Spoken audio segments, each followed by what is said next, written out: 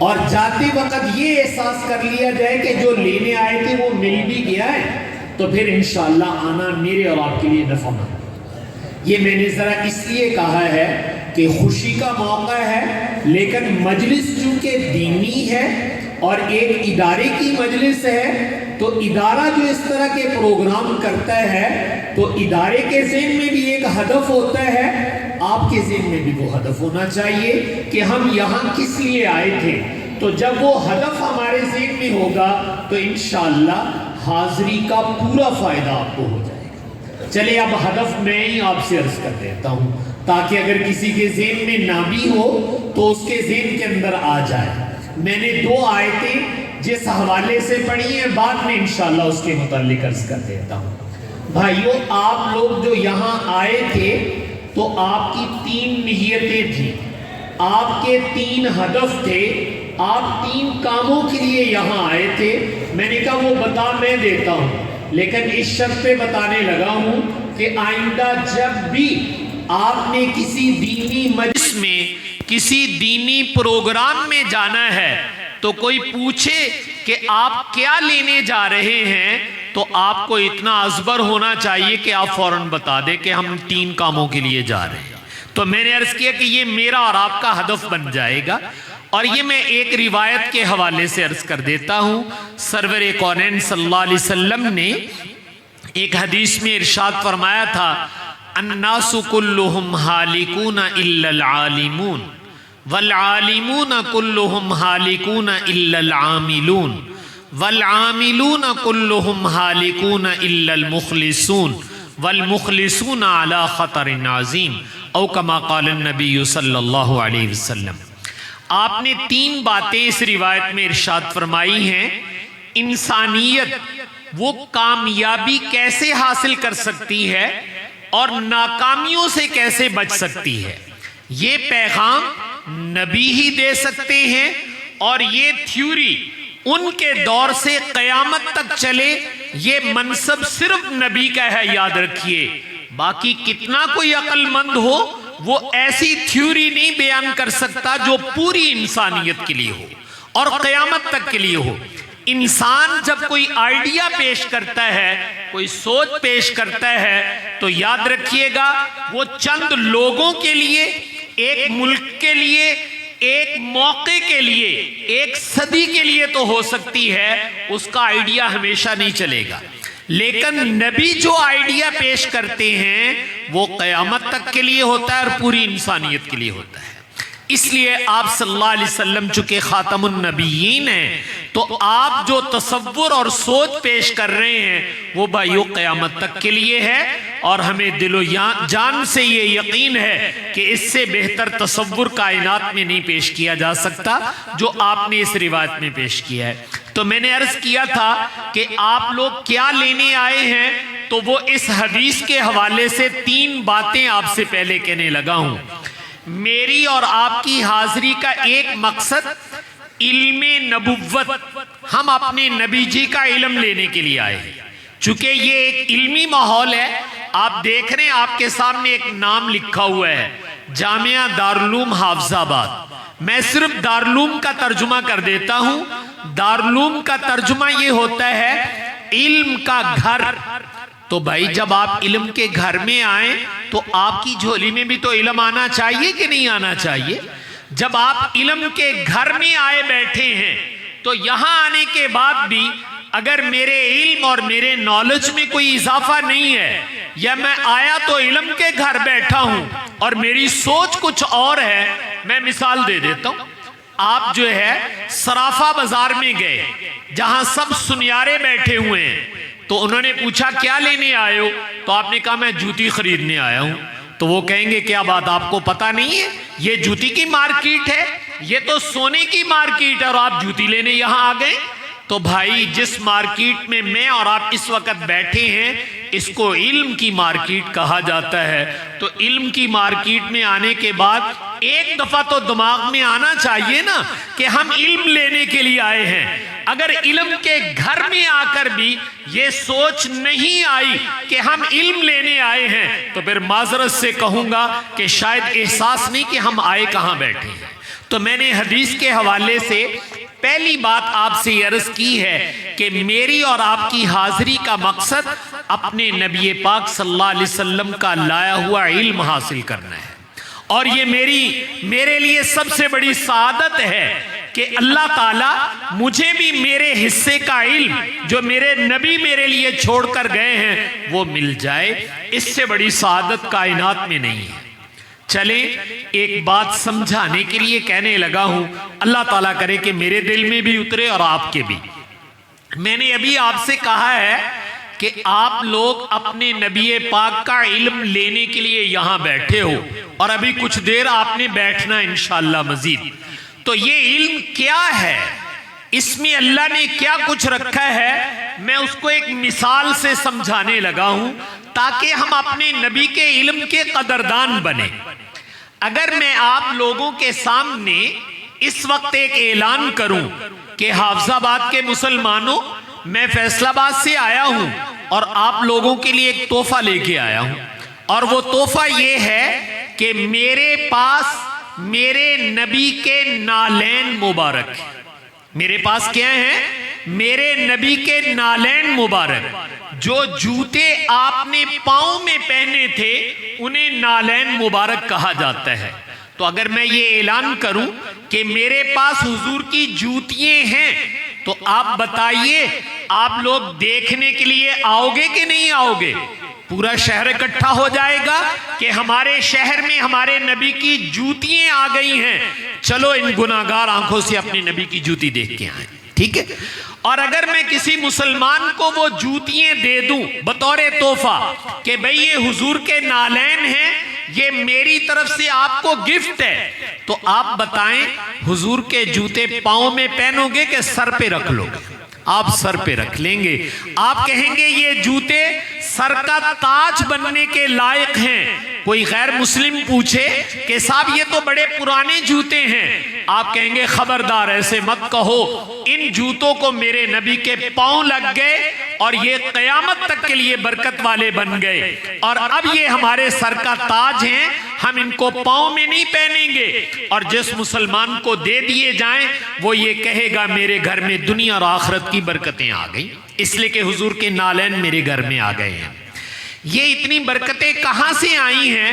کہتے ہیں حضور کے پاؤں بڑے برکت والے تھے، وہ جس جوتے کو لگ گئے جوتا قیامت تک کے لیے برکتوں والا ہو گیا۔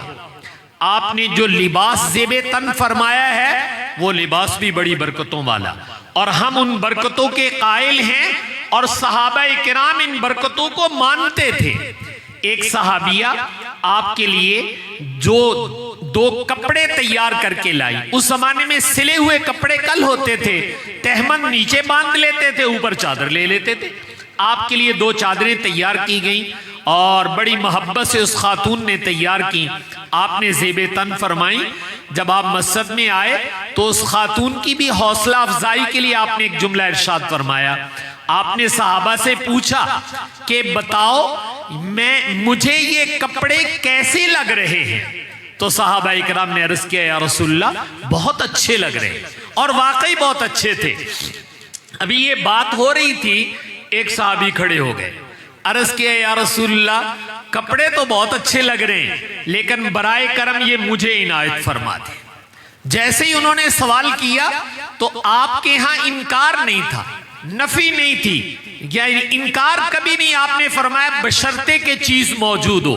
آپ اٹھے اور گھر چلے گئے، گھر والوں سے جا کے کہا کہ بھائی ہمارے پرانے کپڑے دے دو، یہ تو کسی نے مانگ لی اب اس کو دینے۔ آپ جب گھر گئے تو پیچھے سے صحابہ کرام اپنے اس بھائی کو ذرا گھورنے لگے، اور بعض نے کہا کہ یار صبر کر لیندہ، حضور 4-5 دن پا لیندے مڑ کے مانگ لیندہ، تو ہنے ہی مانگ لے، حالانکہ ابھی آپ زیب تن فرما کر آئے تھے۔ تو صحابی نے کہا کہ میں نے پہننے کے لیے نہیں مانگے، یہ کپڑے جب میرے نبی کے بدن پہ آئے تو میرے نبی کے بدن کی برکت کپڑوں میں آ گئی، تو میں نے سوچا کہ سوال کر لیتا ہوں، انکار تو ہونا نہیں ہے، سنبھال کے رکھ لوں گا اور گھر والوں کو وصیت کر دوں گا کہ جب مر جاؤں تو ان کپڑوں میں مجھے کفن دے دینا۔ یہ صحابہ اس برکت کو مانتے تھے اور سمجھتے تھے۔ آپ تاریخ سیرت پڑھ کر دیکھیں، آپ کے وضو کا پانی زمین پہ نہیں گرتا تھا، یاد رکھیے گا، آپ کا تھوک مبارک بھی زمین پہ نہیں گرتا تھا، صحابہ اکرام اپنے ہاتھوں پہ لیتے تھے۔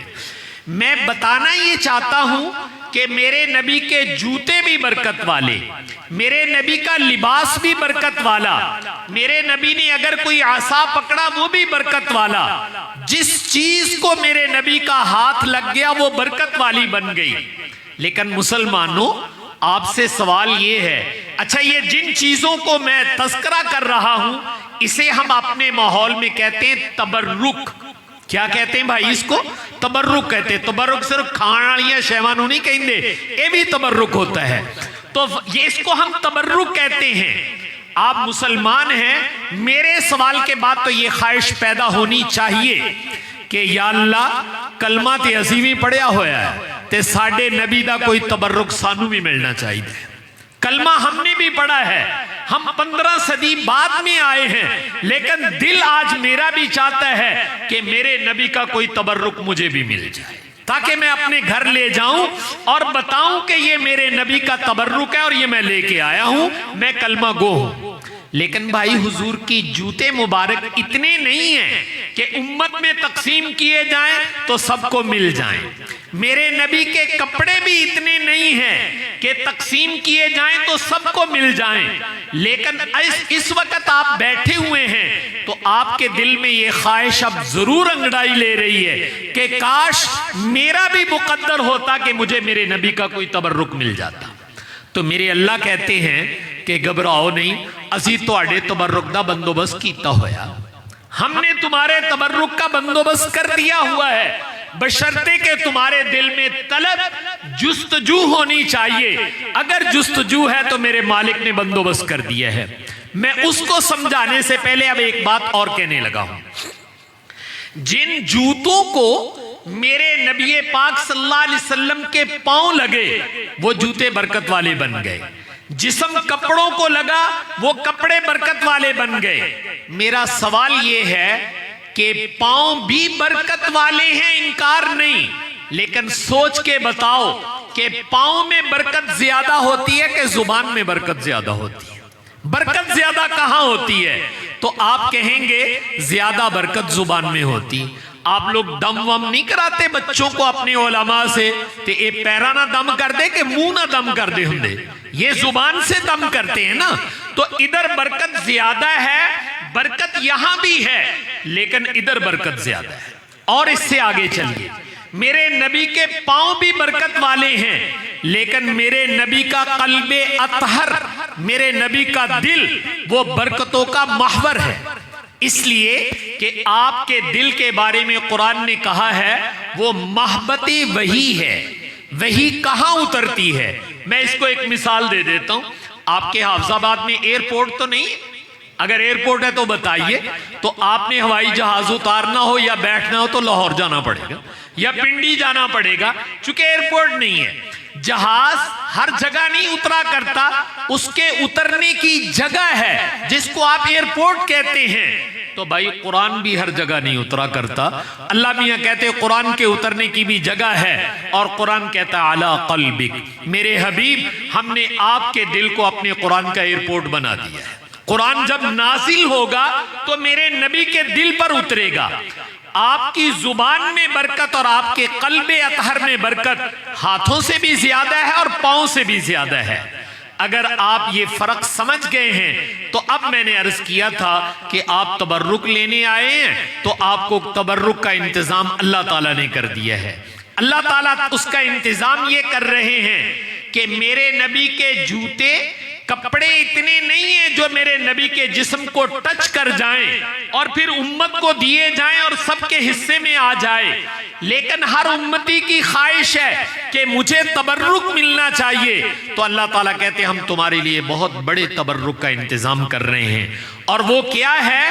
جس کو میرے نبی کا علم کہا جاتا ہے۔ اس لیے کہ جو میرے نبی کا علم ہے وہ سب سے پہلے کہاں اترا تھا؟ میرے نبی کے دل میں اترا۔ جب وہ علم دل میں آیا تو دل کی ساری برکتیں اس علم نے سمیٹ لی، اور دنیا میں کیسے آیا؟ میرے نبی کی زبان کے ذریعے سے علم نبوت قلب اطہر سے نکلا اور میری نبی کی زبان کو چوم کر بوسہ دے کر دنیا کے اندر آیا ہے۔ یہ علم نبوت جس کے لیے بھائیو تم آئے ہو، ہمارے یہ بچے اور صراط مستقیم کورس کے شرکا، میں ان کو مبارکباد دینا چاہتا ہوں کہ آج تم لوگ اپنے نبی کا تبرک لے کے جا رہے ہو، اور یہ وہ تبرک ہے جس میں میرے نبی کے دل اور میرے نبی کی زبان کی برکت موجود ہے۔ اس لیے میں نے آپ سے عرض کیا تھا کہ بھائی تسی لین کی آئے ہو، یہ تے پہلے پتا ہونا چاہیے۔ تو ہم نے پہلی بات آپ سے عرض کی ہے کہ آج یہ تمام مسلمان مرد عورتیں اپنے نبی کا علم لینے آئے ہیں تاکہ ہم تبرک لے کر اپنے گھر جائیں اور بتائیں کہ ہم گئے تھے، ہم بھی اپنی نبی جی کا تبرک لے کر آئے ہیں، اور ہمارے نبی نے واقعی اس کو اپنا اثاثہ قرار دیا ہے۔ آپ صلی اللہ علیہ وسلم نے ایک حدیث میں فرمایا تھا، ہم انبیاء کی جماعت اپنے بعد اپنی امت کے لیے لم یورثوا دینارا ولا درہما، ہم کوئی مال و دولت نہیں چھوڑ کے جاتے کہ لو بھی پیسے تے ونڈیاں پالو آپس میں، یہ نہیں ہوتا۔ پھر آپ امت کے لیے کیا چھوڑ کر گئے ہیں؟ آپ کا اثاثہ اور وراثت کیا ہے؟ تو میرے نبی فرماتے بل ورثوا العلم، ہم جب جائیں گے تو اپنی امت کے لیے جو دولت چھوڑ کر جائیں گے، جو تبرک چھوڑ کر جائیں گے، وہ میرا علم ہوگا۔ یہ میرا تبرک بھی ہے، میرا اثاثہ بھی ہے، اور میری وراثت بھی ہے۔ تو آج گویا میں اور آپ اپنے نبی جی کی وراثت لینے کے لیے آئے ہوئے ہیں۔ بس ایک بات کہتا ہوں اس کے متعلق کہ بھائی میرے نبی کے جوتے آئیں تو سر پہ رکھیے گا، میرے نبی کے کپڑے کہیں مختلف جگہ میں دنیا میں موجود ہیں، اگر آپ وہاں چلے جائیں تو محبت سے آنکھیں ٹھنڈی کیجئے گا، لیکن تمہارے شہر میں بھی تو ایک چیز موجود ہے جس کو تم دارالعلوم کہہ رہے ہو، علم نبوت کہہ رہے ہو۔ میرا سوال یہ ہے کہ علم نبوت کے لیے تم کتنے کشاں کشاں آتے ہو؟ علم نبوت کے لیے کس محبت سے آتے ہو؟ کیا آتے وقت میں اپنے ان شرکا سے بھی سوال کر رہا ہوں، کیا آتے وقت یہ احساس تھا کہ ہم اپنے نبی جی کا تبرک لینے کے لیے جا رہے ہیں، ہم اپنے نبی کے دل اور زبان کی برکت لے کر اپنے گھر آئیں گے؟ جب یہ احساس پیدا ہوگا تو بھائی اس علم کے لیے دن کیا رات کیا انسان سبھی کچھ قربان کرنے کے لیے تیار ہوتا ہے۔ اس لیے میری درخواست ہے کہ آپ لوگ آج کے بعد جو علم حاصل کرو تو یہ نیت کر کے حاصل کرو کہ اس میں میرے نبی کے دل اور میرے نبی کی زبان کی برکت ہے، اور یہ تبرک لے کر ہم اپنے گھروں کو جا رہے ہیں۔ ہماری نسلیں نو لے رہی ہے اور بڑی عمر کے لوگ بھی ماشاءاللہ اس کورس میں شریک ہوتے ہیں اور اپنے نبی جی کا علم سیکھ کر جاتے ہیں۔ دیکھیے ہمارے نبی دنیا میں کیا کرنے آئے تھے، ہمارے نبی دنیا میں کیا کرنے آئے تھے، میں اس کو پہلے ایک اردو کا لفظ بول دیتا ہوں پھر میں سمجھا دیتا ہوں۔ اسے حیثیت عرفی کہتے ہیں اردو کے اندر، تعارف جس کو آپ کہتے ہیں۔ ہم بیٹھے ہوئے ہیں نا تو ہم آپس میں تعارف کراتے ہیں، یہ ڈاکٹر صاحب ہیں جناب، یہ تاجر صاحب ہیں، یہ انجینئر ہیں، یہ وکیل صاحب ہیں، یہ جج صاحب ہیں۔ آپ نے نام تو لیا نہیں، اور اس کے کام سے اس کا تعارف کرایا جاتا ہے۔ آپ کے محلے میں ڈاکٹر ہیں نا تو بعض دفعہ محلے میں کسی نے بھی ڈاکٹر دا نام نہیں ہوندا، لیکن اے پوچھو بھی ڈاکٹر صاحب دا گھر کیڑا تے نیانا بھی دس دے گا، یعنی یہ اس کا تعارف ہے۔ ڈاکٹر کا لفظ اس کی زندگی کا حصہ بن گیا، میڈیکل سائنس میں اس نے کمال حاصل کیا اور ڈاکٹر کا لفظ اس کا تعارف بن گیا، نہ لین دی لوڑ نہیں، ڈاکٹر صاحب کا گھر پوچھو اسی وقت بتا دیں گے۔ اس کو حیثیت عرفی کہتے ہیں۔ تو میرے نبی کہتے ہیں کہ اگر آپ اپنے نبی کی حیثیت عرفی جاننا چاہو کہ نبی جی کیڑے کم نو آئے سی، وہ کم بندے دا تعارف ہوتا ہے، تو میرے نبی کہتے میں اپنا تعارف خود تمہیں کروا دیتا ہوں۔ آپ نے فرمایا انما بعثت معلما، کہ تمہارے نبی دنیا میں تعلیم دینے کے لیے آئے تھے۔ تمہارے نبی دنیا میں کیا دینے آئے تھے؟ تعلیم دینے کے لیے آئے تھے۔ یہ میرے نبی کی حیثیت عرفی ہے، پہچان جس کو آپ کہتے ہیں۔ جب یہ حیثیت عرفی ہے، میرے نبی کی پہچان ہے، تو مسلمانوں میری درخواست اپنے سے بھی اور آپ سے بھی ہے، کیا ہم نے اپنے نبی کی اس حیثیت کو پہچانا ہے؟ کہ ہمارے نبی تعلیم دینے کے لیے آئے تھے، اور یہ جس کو تم مذہبی تعلیم کہہ دیتے ہو، قرآن و حدیث کی تعلیم کہہ دیتے ہو، کیا اس نقطہ نظر سے کبھی سوچتے ہو کہ یہ وہ تعلیم ہے جو ہمارے نبی دینے آئے تھے؟ نبی کے عقیدت مندو، نبی کی تعلیم تو لو، نبی جو تقسیم کر رہے ہیں اس کو تو لے لو، جو تقسیم کرنے کے لیے آپ آئے ہیں۔ آج امت اسی سے غافل ہے، بلکہ بڑی معذرت سے کہنے لگا ہوں، اس کو تعلیم سمجھنے کے لیے بھی بعض دفعہ تیار نہیں ہے۔ ہمارے یہ بچے پڑھ کے جب جاتے ہیں تو ہمارے ہاں جتنے سرکاری ادارے ہوتے ہیں نا، تو اس میں ایک خانہ بنا ہوا ہوتا ہے، پوچھتے جناب آپ کی ایجوکیشن کیا ہے، تعلیم کیا ہے؟ وہ کہتا ہے میں نے درس نظامی پڑھا ہوا ہے، یا وہ کہتا ہے میں حافظ ہوں۔ کہنا مولوی جی یہ گل چھڑ دے، اثری تعلیم کی ہے۔ تو اس کا مطلب یہ ہے کہ میری قوم و ملت وہ اپنے نبی کی تعلیم کو تعلیم نہیں ابھی تک مان رہی، اس لیے یہ سانحہ ہے، اس کا ازالہ کرنا چاہیے۔ اس لیے میں نے عرض کیا تھا کہ آپ حضرات اپنے نبی جی کا علم لینے آئے ہیں، اور یہ نبی جی کا تبرک ہے، اور نبی آئے ہی دنیا میں تعلیم دینے کے لیے تھے۔ دنیا مغرب نہ ہمیں کہے کہ ہم تمہیں تعلیم سے روشناس کراتے ہیں۔ ہمارے نبی کی پہلی وحی، پہلا میسج جو اسلام کا ہے وہ تعلیم ہی کے متعلق ہے۔ اقرأ بسم ربک الذی خلق، تو ہماری گھٹی میں تعلیم ہے۔ باقی آپ اپنے گھر، ہم اپنے گھر، ہم نے آپ کا کلمہ نہیں پڑھا ہوا کہ جس کو تم تعلیم کہو ہم اس کو مان جائیں، نہیں، ہماری اپنی عقل اور شعور ہے۔ ہم نے اپنے نبی کا کلمہ پڑھا ہوا ہے، جس کو ہمارا نبی تعلیم کہے گا ہم اس کو تعلیم کہیں گے، اور اس کو دنیا میں عام کریں گے۔ تو انشاءاللہ یہ قرآن و حدیث کی تعلیم کو میرے نبی تعلیم کہہ کر گئے ہیں، دنیا کچھ بھی کہے، میں نے کہا اس سے ہمیں کوئی ٹس سے مس نہیں ہوتے۔ عربی کا ایک شاعر ہے، وہ کہتا ہے عزل العوازل حول قلب التائہ وہو الاحبۃ منہ فی سودائہ۔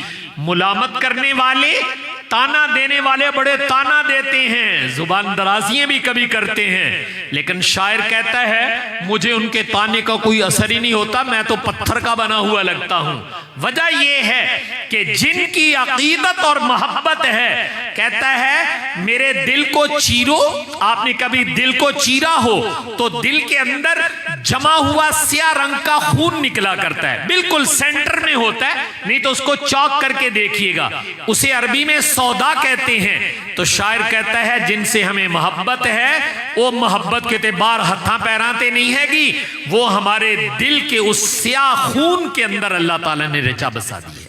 تو انشاءاللہ یہ جس ڈگر پہ الحمدللہ یہ نسل نو اور یہ ملا لوگ چل رہے ہیں، یہ پوری عقیدت اور احترام اور یقین کامل کے ساتھ چل رہے ہیں کہ انشاءاللہ ہماری نجات دنیا اور آخرت کی اس کے اندر ہے۔ تو بہرحال میں نے عرض کیا تھا کہ آپ لوگوں کا ہدف ایک تو علم نبوت ہے۔ میری درخواست ہے، آگے رمضان آ رہا ہے، مولانا سے بھی کہوں گا کہ بھائی کمر بستہ ہو جاؤ، انہوں ویلیاں نہ کرو، اب اپنی کمر کو باندھو اور پورا رمضان ان کے ساتھ لگاؤ۔ آپ دن کو آئیں، رات کو آئیں، آج کل ہمارے اساتذہ فارغ ہیں تو ہم ان کی تشکیل کریں گے۔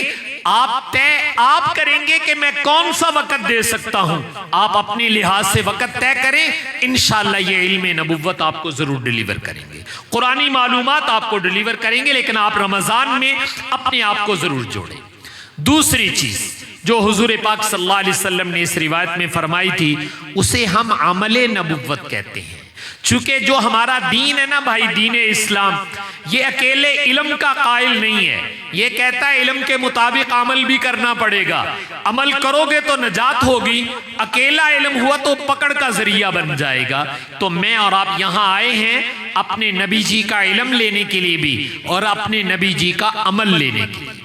اور تیسری بات جو اس روایت میں تھی وہ یہ کہ جس ماحول میں آپ بیٹھے ہوئے ہیں، اس ماحول کی اصل سوغات وہ تیسری چیز ہے، وہ یہ کہ ہمارا دین کہتا ہے علم بھی سیکھو، عمل بھی کرو، اور یہاں آ کر بیٹھو بھی۔ تو کوئی پوچھے کہ تمہاری نیت کیا ہے تو تم بے ساختہ کہو کہ ہمارا مقصود اپنے مالک کو راضی کرنا، سونا راضی تے بیڑا پار۔ اور اگر وہ راضی نہیں ہے، دنیا بھلے کچھ بھی کہے، اس سے نہیں کچھ ہوتا۔ اسے اخلاص نبوت کہا جاتا ہے تو آئندہ جب بھی ہم آئیں گے تو ان 3 باتوں کی نیت کر کے آیا کریں گے. ایک علم نبوت لینے جا رہے ہیں، اور دوسرا عمل نبوت لینے جا رہے ہیں، اور تیسرا اخلاص نبوت لینے کے لیے جا رہے ہیں. جب ہم یہ نیت کر کے آئیں گے تو اللہ علم بھی دیں گے، عمل کی توفیق بھی ملے گی، اور اپنی رضا بھی عطا فرمائیں گے. اور سب سے بڑی چیز جس کو قرآن نے کہا ہے وَرِضْوَانٌ مِّنَ اللَّهِ اکبر، سب سے بڑی دولت یہ ہے کہ اللہ تعالیٰ کسی طریقے سے میرے اور آپ سے راضی ہو جائیں. تو اس وقت حاضری کا مقصد اپنے مالک کی رضا بھی ہے. اور میں نے عرض کیا تھا کہ یہ سوچ دنیا سے بیگانہ ہو کر اس سوچ میں ڈوبے رہنا کہ وہ مالک کیسے راضی ہوگا، میں نے کہا یہ سوچ اسلام ہی دیتا ہے، مادیت نہیں دے سکتی. روحانیت یہ سوچ دیا کرتی ہے کہ جس مالک نے پیدا کیا ہے اس کو راضی کرنا تو اصل ہدف ہے، اور ہم اس کو راضی کرنے کے لیے تک و دو کر رہے ہیں. تو یہ 3 نیتیں میں نے یا 3 ہدف آپ سے عرض کیے تھے. اب جو اصل بات ہے اس کو بھی مختصراً کہہ دیتا ہوں، بات ذرا لمبی ہو گئی ہے. ایک تو جن حضرات نے یہ کورس کیا صراط مستقیم اوپر لکھا ہوا ہے، تو میں نے آیات ہی پڑھ دی تھی. میں ایک سوال کرنے لگا ہوں، مسلمانوں یہ بتاؤ تمام مسلمان سب سے زیادہ کون سی دعا مانگتے؟ تمام مسلمان، روئے زمین کے مسلمان، اگر یہ سوال کیا جائے سب سے زیادہ مانگی جانے والی دعا بتاؤ جو سب مسلمان مانگتے ہیں اور سب سے زیادہ مانگتے ہیں. ایک دن میں اگر آپ شمار کریں تو متعدد نہیں، سب کی ملا کر تو خیر بہت ہو جاتی ہے. اکیلے آدمی کی بھی میں نے عرض کیا کہ 30 35 40 سے کم نہیں، کم از کم اتنی دفعہ آپ دعا مانگتے ہیں. یہ سوال اگر کیا جائے تو اس کا جواب آپ کے سامنے لکھا ہوا ہے، اور میں نے پڑھ کے سنایا تھا. جب آپ نماز پڑھتے ہو نا بھائی، تو اصل مسئلہ یہاں سے خراب ہوا ہے کہ نمازاں تے آپاں پڑھ دیں ہاں پر نماز دا سانو ترجمہ نہیں ہوندا. بھئی اللہ سونے نا گلاں کی کرن ڈے ہیں. تو میں مولانا سے کہوں گا اور آپ سے بھی، بھئی عید کا روزے لا کے اپنی نماز دا ترجمہ سیکھ لو، تاکہ اے تے پتہ لگ گیا کرے بھی گلاں کی ہون ڈیاں نے. تو ہم اللہ کے سامنے ہاتھ باندھ کر جو دعا مانگتے وہ یہ ہے اہدنا الصراط المستقیم. اے اللہ ہن اسی منگن لگے ہیں. اس سے پہلی آیت ہے ایاک نعبد و ایاک نستعین. حدیث میں آتا ہے جب ہم یہ دعا پڑھتے ہیں، یہ آیت پڑھتے ہیں تو اللہ تعالیٰ جواب دیتے ہیں ھذا بینی و بین عبدی، اور اس کے بعد فرماتے ہیں ولی عبدی ما سأل. اب میرا بندہ جو سوال کرے گا ہم نے اس کو دینا ہی دینا ہے. تو ہمارے بارے میں یہ اعلان کیا جاتا ہے تو ہم ہاتھ جوڑ کے، ہاتھ باندھ کے اللہ کے سامنے طہارت کے ساتھ مسجد میں کھڑے ہو کر کہتے ہیں اہدنا الصراط المستقیم. یا اللہ سانو سیدھے راستے تے چلا دے. ہمیں کس پہ چلا دیجیے گا؟ سیدھے راستے پہ. بلکہ اہدنا الصراط المستقیم کا شاہ عبد القادر صاحب رحمت اللہ علیہ انہوں نے جو ترجمہ کیا ہے وہ یہی ہے. ہم بعض دفعہ ترجمہ کر دیتے یا اللہ سیدھا راستہ دکھا دے. فرمایا نہیں، دکھا نہیں دے بلکہ ہماری انگلی پکڑ کے چلا دے. تو ہم اللہ سے یہ دعا مانگتے ہیں. تو میں کہوں تو بے جا نہیں، مسلمان اللہ سے سب سے زیادہ ہدایت اور سیدھے راستہ جسے صراط مستقیم کہتے ہیں، اس کا سوال پوری امت اللہ سے سب سے زیادہ کرتی ہے. بس آج کے بعد جب بھی آپ نماز پڑھیں تو اتنا ذہن میں لے آنا میں ہوں اسی منگن لگے ہیں اللہ کو. مانگنے کیا لگے ہو؟ سیدھا راستہ اور ہدایت کا سوال کرنے لگے ہو. آگے اسی کی تفصیل ہے، لیکن یہ کھڑے ہو کر جب میں اور آپ مانگتے ہیں تو اب سوال یہ ہے کہ وہ سیدھا راستہ ہے کیا؟ تو میں نے کہا جیسے سورہ فاتحہ ختم ہوتی ہے تو اللہ میاں بتاتے ہیں آپ لوگوں نے سوال کیا تھا سیدھا راستہ چاہیے، یہ لو تمہیں سیدھا راستہ دیا جاتا ہے. آگے سورہ بقرہ سے لے کر والناس تک سارا سیدھا راستہ ہے. تو یہ صراط مستقیم میرے گھر میں پڑی ہوئی ہے، میری مسجد میں پڑی ہوئی ہے. میں کبھی کبھی اس کی تلاوت بھی کرتا ہوں، لیکن اس نقطہ نظر سے نہیں کرتا ہوں کہ میں نے اس کے مطابق عمل کرنا ہے یا یہ میری رہنمائی کرے گا. آپ دیکھیں آپ میں ہر برادری کے لوگ بیٹھے ہوئے ہیں. ڈاکٹر وہ اپنی بک پڑھتا ہے کہ مجھے ذرا پتا چل جائے بیماری، تشخیص، دوائیں کیا ہیں. ایک وکیل وہ کتاب پڑھتا ہے مجھے قانون اس کے بارے میں پتا چل جائے، میں رہنمائی صبح کو کیس لڑ سکوں. تو بھائی یہ ساری مسلمان قوم یہ قرآن کو اس نقطہ نظر سے پڑھے کہ اللہ تعالیٰ نے یہ ہماری رہنمائی کے لیے بھیجی ہے. کبھی تو میں کوئی آیت پڑھ کے اپنے لیے رہنمائی لوں زندگی میں. ایک آیت تو بھائی اس لیے پڑھو کہ آج میں نے پڑھی ہے, اس میں اللہ تعالیٰ نے یہ کہا ہے الحمدللہ میری رہنمائی ہو گئی, میں اب اس کے مطابق چلوں گا. جب آپ اس نیت سے پڑھیں گے تو جو آپ نے سوال کیا تھا اللہ نے اس کا جواب دے دیا ہے کہ بھئی یہ پورا قرآن تمہارے لیے صراط مستقیم بنا کر بھیجا گیا ہے. قرآن کو ثواب کے لیے بھی پڑھو, قرآن کو برکت کے لیے بھی پڑھو, ہم انکار نہیں کرتے. اس جیسا ثواب نہیں, اس جیسی برکت نہیں, لیکن یہ نیچے کی چیزیں ہیں. اصل ہدف قرآن کا کیا ہے؟ ہدی للناس ہدی للمتقین. قرآن کہتا ہے میں تانوں راہ دکھاؤن واسطے آیا سی.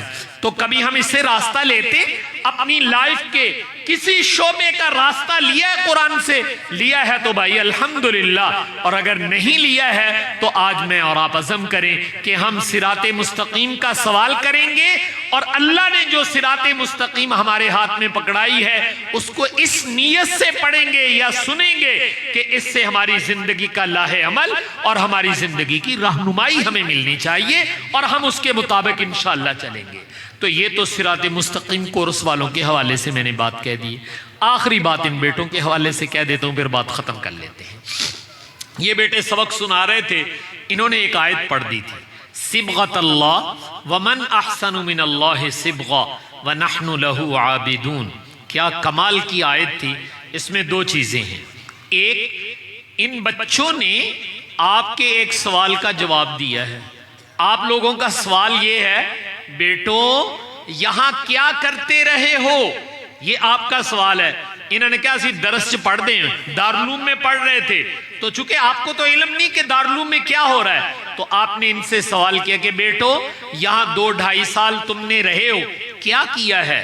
تو انہوں نے آیت کا پہلا جملہ پڑھ کے اپنا کام, اپنا تعارف کرا دیا, اپنے ادارے کا بھی تعارف کرایا اور اپنے کام کا بھی تعارف کرایا.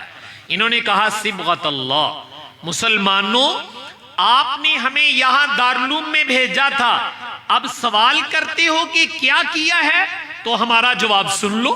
ہمارا جواب یہ ہے کہ ہم نے یہاں آ کر اپنے دل اور اپنے دماغ پر اپنے اللہ کا رنگ چڑھایا ہے.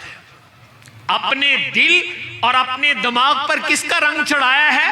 اللہ تعالیٰ کا. یہ صبغۃ اللہ کا ترجمہ ہے. انہوں نے کہا جناب ہم یہاں آئے اور یہاں آ کر ہم نے کہا ہمارے اللہ کا رنگ ادھر بھی چڑھا دو اور ادھر بھی چڑھا دو, اور یہ قرآن میرے اللہ کا رنگ ہے. ہم دنیا میں اللہ کو نہیں دیکھتے لیکن اللہ کے رنگ کو دیکھتے ہیں, اللہ کے رنگ کو پڑھتے ہیں, اور میرے اللہ کا کلام میرے اللہ کا رنگ ہے. اس سے اللہ کی قدرتیں, اللہ کی منشا, اللہ کا مزاج, اللہ کا موڈ, ہر چیز سمجھ میں آتی ہے. چلو ایک واقعہ سنا دیتا ہوں, شاید اس سے سمجھ میں آ جائے. ایک کوئی شاعر تھا اور اس کی زبان سے ایسے ہی ایک جملہ نکل گیا, اس نے کہہ دیا در ابلک کسے کم دیدہ بود, فارسی میں, کہ ایسا موتی جس کا آدھا حصہ سفید اور آدھا سیاہ ہو وہ نہیں کسی نے دیکھا. اور کہا یہ ایک جملہ ہے, کوئی آدمی میرے شعر کو مکمل کرے. تو شعراء نے کہا یہ تو ایسی بات اس نے ہانک دی ہے, یہ کون سا شعر ہے؟ زیب النساء مغلیہ خاندان کی خاتون ہے, بڑی علم دوست خاتون ہے. میں اپنی ماں بہنوں بیٹیوں سے بھی کہوں گا علم دوست بنو. اصل کمال علم ہوتا ہے, کپڑے لیڑے نہیں اصل ہندے, اصل چیز انسان کا علم ہوتا ہے. تو میں ماں بہنوں سے بھی کہوں گا کہ آپ بھی یہ قرآن شریف کے ساتھ وابستگی اور علم رمضان میں خوب خوب کریں. تو زیب النساء کے پاس پہنچا تو اس نے کہا یہ کون سی بات ہے, میں اس کو مکمل کر دیتے ہوں. اس نے کہا تھا در ابلک کسے کم دیدہ بود. تو زیب النساء نے اگلا جملہ کہا مگر اشکے بتاں کے سرما آلود. آپ لوگ کبھی کبھی آنکھ میں سرما لگاتے ہیں تو سرما چبن آڑا بھی ہوندا. سرمے کا رنگ کالا ہے اور آنسو کا رنگ سفید ہے. جب آپ سرما لگائیں اور لگتے ہی پہلا آنسو جو نکلتا ہے تو سرمے کی آمیزش ہوتی ہے اس کے ساتھ. وہ جو پہلا آنسو نکلتا ہے آدھا سفید اور آدھا سیاہ ہوتا ہے. وہ در ابلق بن جاتا ہے نا، موتی ہوتا ہے، تو ہماری آنکھ سے جو آنسو نکلتا ہے سرما لگانے کے بعد وہ سفید بھی ہوتا ہے اور سیاہ بھی ہوتا ہے، اسے ہی فارسی میں در ابلق کہتے ہیں۔ تو زیب النساء نے شعر مکمل کیا کہ مگر اشک بتا کے سرما آلود، کہ محبوب کی آنکھ سے نکلنے والا وہ آنسو جو سرما لگاتے ہی نکلا وہ در ابلق ہے، آدھا سفید اور آدھا سیاہ ہے۔ شعر بن گیا اور کمال کا شعر بنا۔ اگر کوئی شاعر باذوق ہو تو وہ سمجھ جائے گا۔